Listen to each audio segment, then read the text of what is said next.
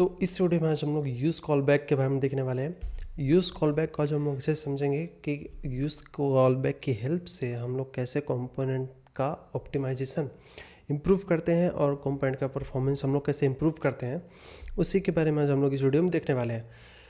तो सबसे पहले हम क्या करते हैं, यहाँ पे एक नॉर्मल फंक्शन लेते हैं।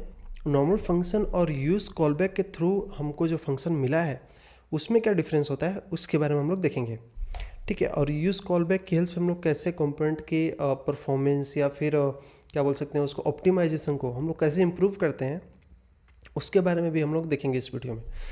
तो सबसे पहले मैं क्या करता हूँ, यहाँ पे लेट्स से कि हम लोग सबसे पहले डायग्राम में देख लेते हैं, वो ज़्यादा बेटर होगा। ठीक है, shape, where is the shape, okay, text type, okay, reject all,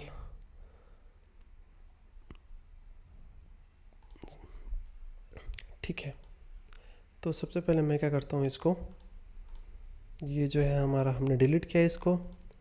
let's say कि हमारे पास यहाँ पर एक कंपोनेंट है, ठीक है, यहाँ पर हमारे पास एक कंपोनेंट है, ये हो गया हमारा कंपोनेंट यहाँ पे।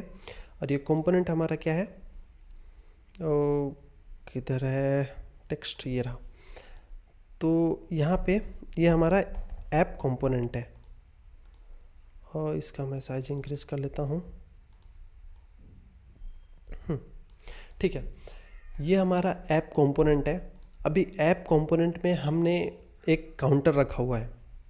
काउंटर रखा हुआ है मीन्स अगर मैं टेक्स्ट पे ले लूँ यहाँ पे, तो अगर कॉन्स्ट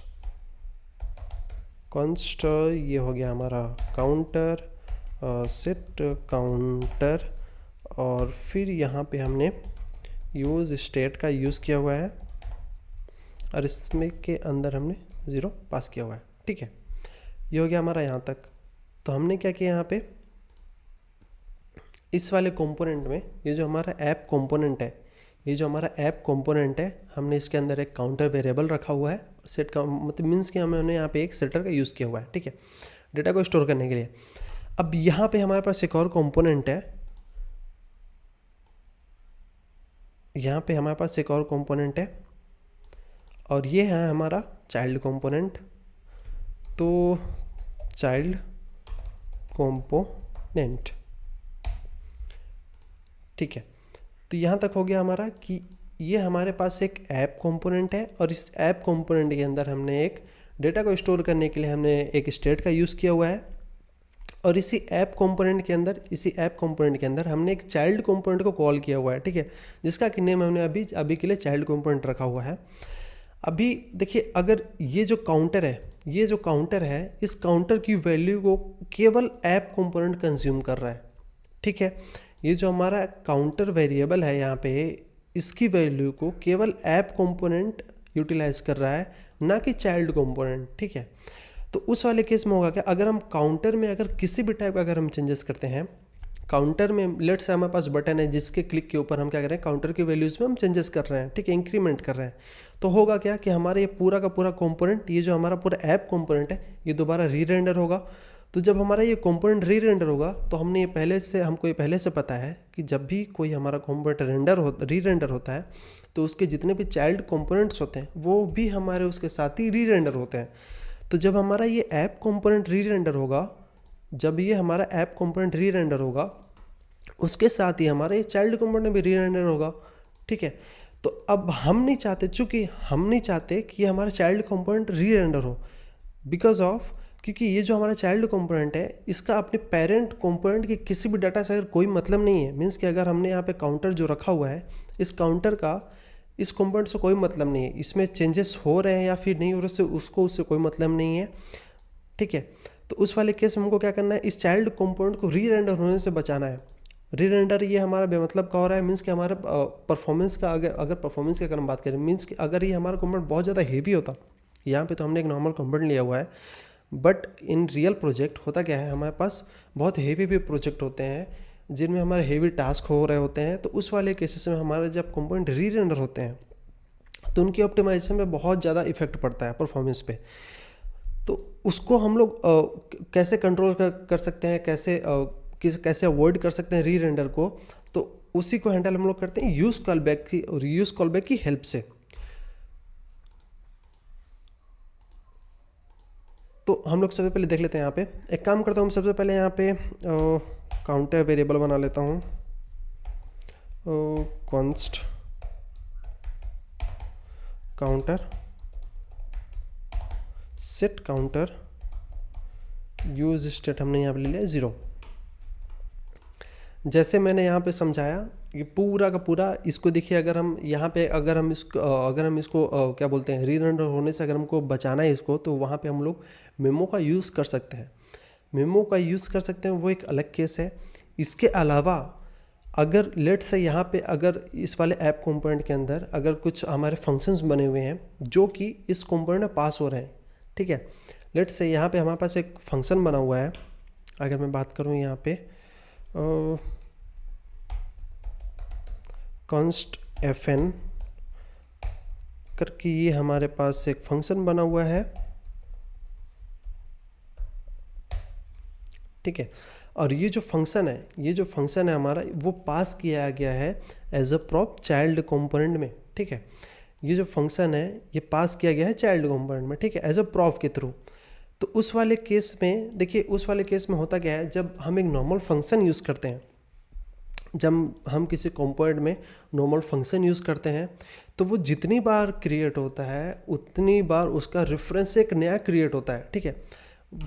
देखिए, सबसे पहले जब हमारा ये कंपोनेंट री रेंडर होगा, सबसे पहले जब हमारा ये कंपोनेंट रेंडर होगा यूआई पे, उस वाले केस में ये जो हमारा फंक्शन है fn जो है, उसका हमको एक रेफरेंस मिलेगा। उसका रेफरेंस हमको चाइल्ड वाले कंपोनेंट में हमने पास कर दिया, ठीक है।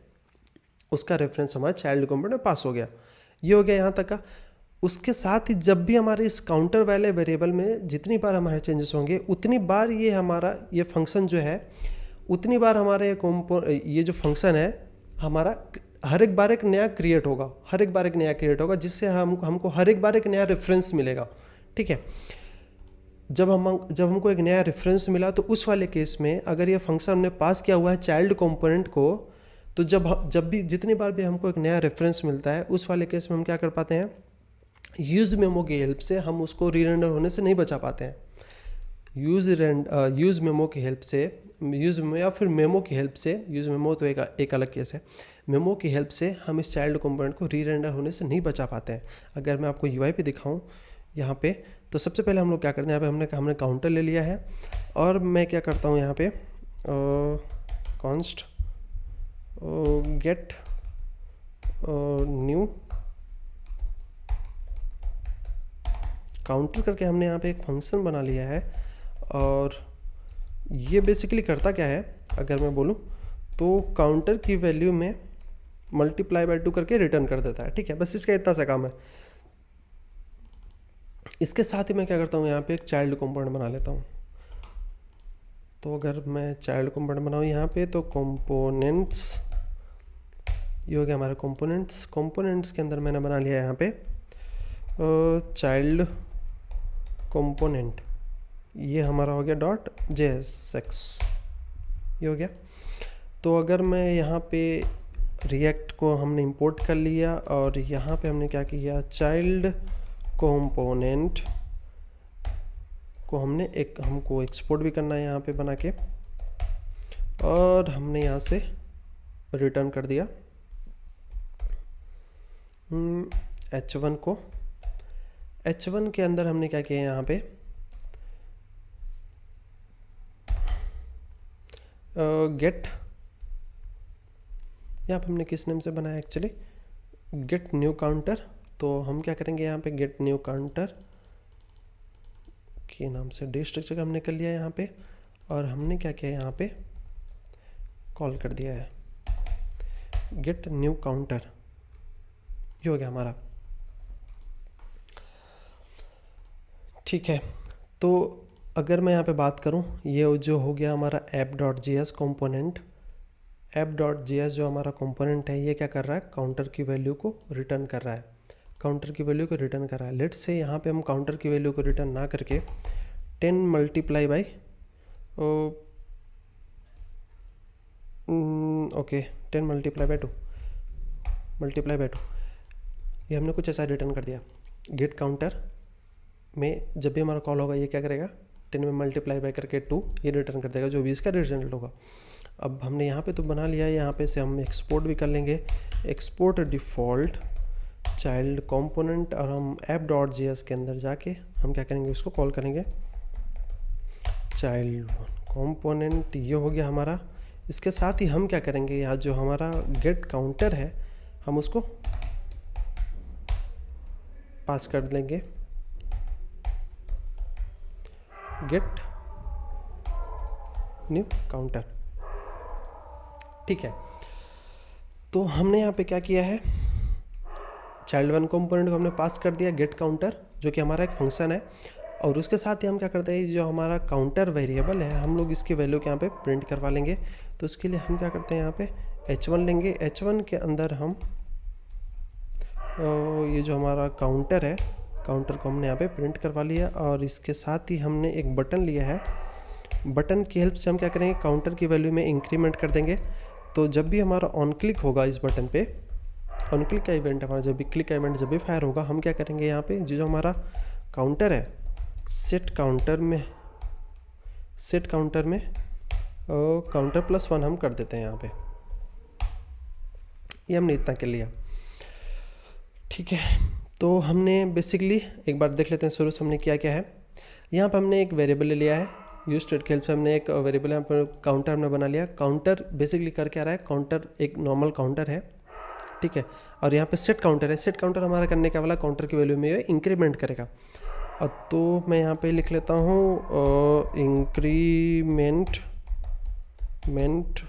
By 1, increment by 1, increment by 1। तो हमारा जब भी इस बटन पे क्लिक होगा हमारा सेट काउंटर चलेगा। सेट काउंटर क्या करेगा, काउंटर की वैल्यू में बाई 1 इंक्रीमेंट कर देगा। तो अगर मैं UI पे देखूँ तो ये हमारा कुछ फट रहा है, यहाँ पे UI हमारा फट रहा है। ये क्या बोल रहा है, use state not iterable, okay, not iterable in app.js। यहाँ पे हमने थोड़ी सी हमने गड़बड़ कर रखी है। तो अगर मैं सेव करूँ इसको तो ये रहा। तो हमको यहाँ पे इस तरह से देखने को मिल रहा है, ये हमारा नॉर्मल काउंटर है। ये अगर हम यहाँ पे इंक्रीमेंट कर रहे हैं तो ये आपको बार बार देखने के लिए मिल रहा होगा। अभी देखिए ये जो हमारा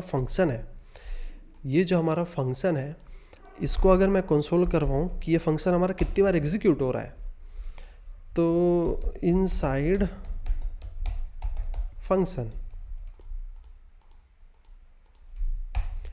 फंक्शन मैंने यहाँ पे कंसोल करवा लिया है। अब अगर हम UI पे चलें, देखिए ये तो हमारा जब कंपोनेंट रेंडर हुआ UI पे, उस टाइम पे हमारा इनसाइड फंक्शन एग्जीक्यूट हुआ, ठीक है, वो हमको बराबर है। अब देखिए यहाँ पे हम जितनी बार भी इंक्रीमेंट कर रहे हैं, इंक्रीमेंट बाई 1, हम जितनी बार भी क्लिक कर रहे हैं, ये देखिए हमारा काउंटर, ये जो हमारा इनसाइड फंक्शन है इसकी काउंटिंग यहाँ पे बढ़ती जा रही है। मीन्स कि वो उतनी बार वो एग्जीक्यूट हो रहा है।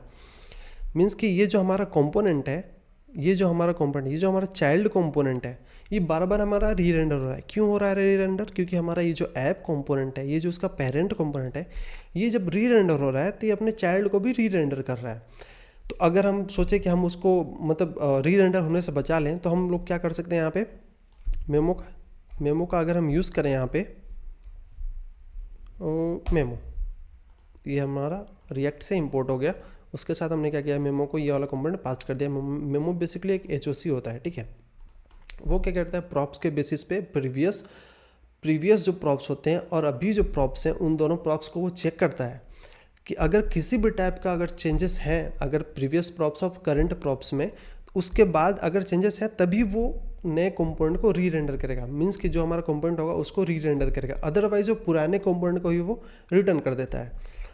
तो इस वाले केस में अगर मैं देखूँ यहाँ पे, तो देखिए जब भी मैं क्लिक कर रहा हूँ इंक्रीमेंट बाई 1, ये हमारा इनसाइड फंक्शन फिर से चला। इनसाइड फंक्शन बार बार हमारा चल रहा है। इनसाइड फंक्शन अगर हमारा बार बार चल रहा है, मीन्स कि ये जो हमारा फंक्शन है बार बार एग्जीक्यूट हो रहा है। ये जो है हमारा फंक्शन है, ये हमारा बार बार एग्जीक्यूट हो रहा है, जबकि बार बार एग्जीक्यूट नहीं होना चाहिए, क्योंकि इस वाले फंक्शन क्योंकि इस वाले कंपोनेंट में हम ऐसा कुछ भी नहीं भेज रहे हैं। ये जो गेट न्यू काउंटर है ये तो भैया बस एक नॉर्मल सा फंक्शन है। गेट काउंटर जो है हमारा ये तो बस एक नॉर्मल सा फंक्शन है, और हम नहीं चाहते कि ये हमारा कंपोनेंट जो है ये बार बार रीरेंडर हो। तो यहाँ पे अगर हमने देखा कि मेमो जो है वो फंक्शन, जो हमारे फंक्शंस आते हैं उसको मतलब वो जब भी उनको तो वो रोक नहीं पाता है। मीन्स कि यहाँ पे जब भी हमारा ये कंपोनेंट रीरेंडर हो रहा है उसके बाद हर एक बार ये हमारा जो फंक्शन है गेट न्यू काउंटर, हर एक बार ये नया क्रिएट हो रहा है। उसकी वजह से हमको यहाँ पे एक नया रेफरेंस मिल रहा है। तो जितनी बार हमको नया रेफरेंस मिल रहा है उतनी बार ये जो हमारा कंपोनेंट रीरेंडर हो रहा है, ठीक है, उतनी बार हमारा ये कंपोनेंट रीरेंडर हो रहा है, जिसकी वजह से मेमो भी उसको रोक नहीं पा रहा है। तो हम क्या चाहते हैं कि भैया हमारा ये जो फंक्शन है ये हमारा बार बार एग्जीक्यूट ना हो। मीन्स कि ये जो हमारा बार बार क्रिएट ना हो। ये जो हमारा गेट न्यू काउंटर है ये बार बार क्रिएट एक नया इंस्टेंस वो ना बनाए। तो उसके लिए हमको क्या करना पड़ता है, बेसिकली यूज़ कॉलबैक का यूज़ करना पड़ता है। तो अगर मैं यहाँ पे यूज़ कॉलबैक की बात करूँ तो यूज़ कॉलबैक हमारा एक HOC होता है, यूज़ कॉलबैक, ठीक है। यूज़ कॉलबैक हमारा क्या होता है, वो एक HOC होता है। यूज़ कॉलबैक में जब हमने पास कर दिया, देखिए यहाँ पे हमको पहला आर्गुमेंट तो ये हमारा फंक्शन हो गया, ठीक है। देखिए पहला आर्गुमेंट ये हमारा फंक्शन हो गया, और सेकंड जो आर्गुमेंट होता है वो हमारा डिपेंडेंसी होता है। देखिए डिपेंडेंसी यहाँ पे आपको सेम उसी तरह समझना है जैसे हमारा यूज़ इफेक्ट होता है। यूज़ इफेक्ट में जब हम लोग डिपेंडेंसी देते हैं तो यूज़ इफेक्ट की डिपेंडेंसी में अगर किसी भी टाइप का चेंजेस होता है, मीन्स कि अगर मैं यहाँ पे काउंटर दे दूँ तो जितनी बार भी हमारा काउंटर में अगर चेंजेस होते थे यूज़ इफेक्ट के अंदर का हमारा जो भी होता था लॉजिक वो हमारा री एग्जीक्यूट होता था।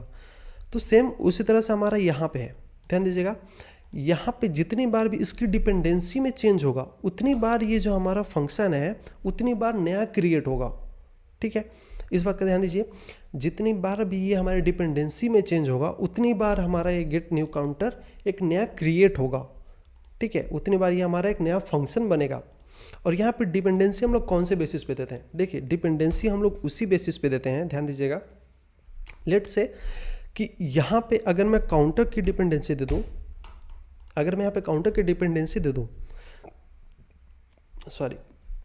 लेट्स से कि अगर मैं यहाँ पे काउंटर की डिपेंडेंसी दे रहा हूँ तो यहाँ पे काउंटर की डिपेंडेंसी देने का मेरा मतलब क्या होता है, अगर मैं इसके अंदर किसी भी टाइप से अगर मैं काउंटर की किसी भी वैल्यू को अगर मैं यूज़ कर रहा हूँ, लेट्स से कि अगर मैं यहाँ पे काउंटर मल्टीप्लाई बाय 2 इस टाइप की अगर काउंटर या फिर जो भी है अगर यहाँ पे डिपेंडेंसी अगर दे रहे हैं, डिपेंडेंसी देने का मतलब ये होता है कि भैया ये जो हमारा डिपेंडेंसी है जब भी चेंज होगा, ये जो हमारा डिपेंडेंसी जब भी चेंज होगा, ये जो हमारा फंक्शन होगा अंदर का, उसको इस वाली डिपेंडेंसी की एक नई वैल्यू मिलनी चाहिए, ठीक है। ये बात का ध्यान दीजिएगा।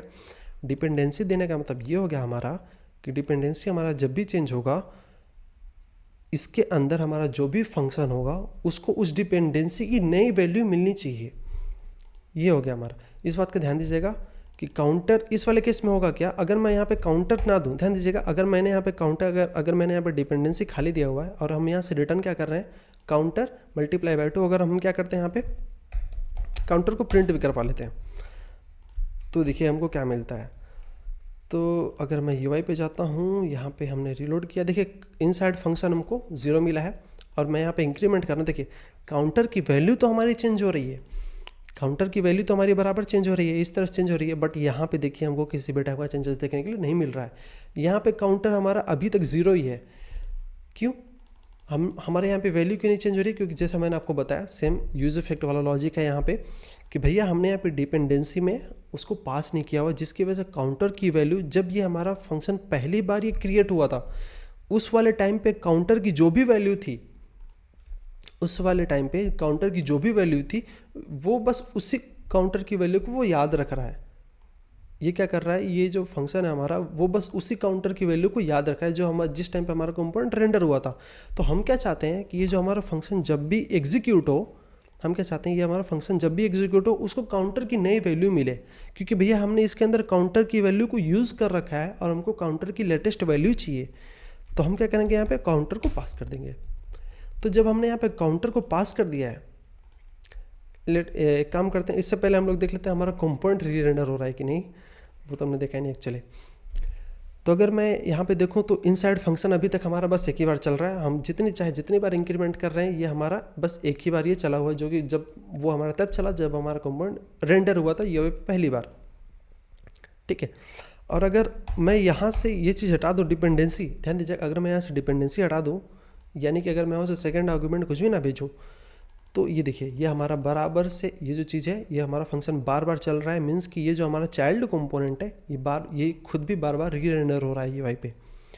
तो उसको रोकने के लिए हमको क्या करना है कि भैया हमारा कंपोनेंट तभी री रेंडर हो जब हमारा काउंटर की वैल्यू में चेंजेस हों, यानी कि जितनी बार भी हमारे काउंटर की वैल्यू में चेंजेस हों उतनी बार ये हमारा फंक्शन एग्जीक्यूट होगा, उतनी बार हमारा फंक्शन एग्जीक्यूट होगा, जिसकी वजह से हमारा ये कंपोनेंट भी री रेंडर होगा। ध्यान दीजिएगा यहाँ पे फ्लो क्या होने वाला है, गेट न्यू काउंटर हमारा जब भी चलेगा उसको एक नई वैल्यू, यहाँ पे काउंटर की एक नई वैल्यू मिलेगी, ठीक है, जिसकी वजह से यहाँ पे नई वैल्यू वो रिटर्न कर पाएगा। तो अगर मैं UI पे देखूँ, ये करूँ, रीलोड करता हूँ, मैं इंक्रीमेंट बाई 1 करता हूँ, देखिए ये बराबर से हमको वैल्यू देखने के लिए मिल रही है। और यहाँ पर हमारा ये जो चाइल्ड कंपोनेंट है, मीन्स कि ये जो हमारा चाइल्ड कंपोनेंट है ये वाला, ये बार बार री रेंडर भी हो रहा है UI पे, ठीक है। तो ये हमने देख लिया एक मेजर डिफरेंस कि हमारा एक नॉर्मल फंक्शन, देखिए ये तो हमारा हो गया यूज़ कॉलबैक के थ्रू हमने जो एक फंक्शन बनाया, और हमने यहाँ पर डिपेंडेंसी को देख लिया कि डिपेंडेंसी का कितना बड़ा रोल है। और डिपेंडेंसी को हम जब भी पास करें बहुत ध्यान से पास करें। और डिपेंडेंसी में देखिए ये जो हमारे फंक्शंस होते हैं, इसको हम जब भी किसी कंपोनेंट को पास करते हैं तो ये बात का भी ध्यान दें कि हम कंपोनेंट को कैसे हम ऑप्टिमाइज़ कर सकते हैं और उसकी परफॉर्मेंस को हम लोग कैसे इम्प्रूव कर सकते हैं। तो ये सब चीज़ों का आप ज़रूर ध्यान दें। तो यहाँ पे हमारा ये तो हो गया हमारा यूज़ कॉलबैक के थ्रू का फंक्शन, ठीक है। और हमने इससे पहले नॉर्मल फंक्शन देख लिया कि भैया जब भी हम नॉर्मल फंक्शन देते हैं तो उस वाले केस में होता क्या है, वो हर एक बार उसका इंस्टेंस एक नया क्रिएट होता है। जब भी वो नया क्रिएट होता है तो उस वाले केस में हर एक बार जितने बार वो नया क्रिएट होगा उतनी बार हमको एक नया रेफरेंस मिलेगा। नया रेफरेंस मिलेगा तो चाहे हम मेमो का यूज़ कर लें चाहे कुछ भी यूज़ कर लें, हम कंपोनेंट को री रेंडर होने से नहीं बचा सकते हैं। तो अगर हमको कंपोनेंट को री रेंडर होने से बचाना है तो हमको क्या करना पड़ेगा, यूज़ कॉलबैक का यूज़ करना पड़ेगा। यूज़ कॉलबैक क्या करता है, एक फंक्शन लेता है। बेसिकली यूज़ कॉलबैक क्या करता है, 2 आर्गुमेंट्स लेता है, ठीक है। पहला आर्गुमेंट जो होता है वो एक फंक्शन होता है और दूसरा जो आर्गुमेंट होता है वो एक एरे होता है। एरे के अंदर हमारी डिपेंडेंसीज होती हैं। डिपेंडेंसीज हम लोग क्यों भेजते हैं कि भैया ये जो डिपेंडेंसीज वाले एरे के अंदर हम जो भी हम भेजते हैं, अगर उसके अंदर अगर लेट से यहाँ पे हमने काउंटर भेजा है, तो डिपेंडेंसीज में हमारा जितनी बार भी चेंजेस हो उतनी बार ये एक नया फंक्शन बनाओ, ठीक है, उतनी बार ये एक नया फंक्शन बनाओ। देखिए ध्यान दीजिए, जब नया फंक्शन बनाएगा तो उस वाले टाइम पे काउंटर की वैल्यू क्या हो जाएगी, काउंटर की लेटेस्ट वैल्यू उसको मिलेगी। तो जब लेटेस्ट वैल्यू मिलेगी तो जब गेट काउंटर हमारा चलेगा तो उसको अपडेटेड वैल्यू मिलेगी काउंटर के साथ की, यहाँ पे उसको अपडेटेड वैल्यू मिलेगी काउंटर के साथ की। तो इस तरह से हमारा यूज़ कॉलबैक काम करता है, इस बात का ध्यान दीजिएगा। तो यूज़ कॉलबैक को ज़रूर यूज़ करें अगर आपके कंपोनेंट्स बहुत ज़्यादा हेवी ऑपरेशंस करते हैं और उसके बाद वो JSX पर या फिर जो कुछ भी रिटर्न करते हैं, तो उस वाले केसेस में हमको क्या करना पड़ता है, कंपोनेंट को क्या बोलते हैं परफॉर्मेंस, उनकी परफॉर्मेंस को हमको इम्प्रूव करना पड़ता है ताकि वो ज़्यादा टाइम टेकिंग ना ले और वो कंपोनेंट बार बार हमारे री रेंडर ना हो। तो इन्हीं सब चीज़ों को हैंडल करने के लिए हमको क्या करना पड़ता है, कंपोनेंट्स में यूज़ कॉलबैक, यूज़ मेमो जैसे हुक्स वगैरह का यूज़ करना पड़ता है, ठीक है। तो ये हो गया हमारा यूज़ कॉलबैक का। मिलते हैं नेक्स्ट वीडियो में, तब तक के लिए बने रहिए।